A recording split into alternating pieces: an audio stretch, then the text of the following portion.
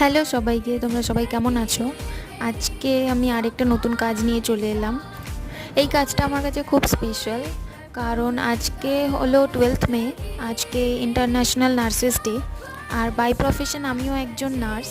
তো তাই জন্য আমার কাছে এই দিনটা খুব স্পেশাল। শুধু আমি বলে না, সব সিস্টারদেরই আজকের দিনটা খুব স্পেশাল, কারণ আজকে তাদেরই দিন। মানে আমাদের মতন যারা সিস্টার আছে তাদের সবার আজকের দিনটা খুব স্পেশাল। আজকে ডিউটিতে গিয়ে খুব মজা হয়েছে, কারণ আজকে আমাদের হসপিটালে নার্সেস ডে সেলিব্রেশন হয়েছে।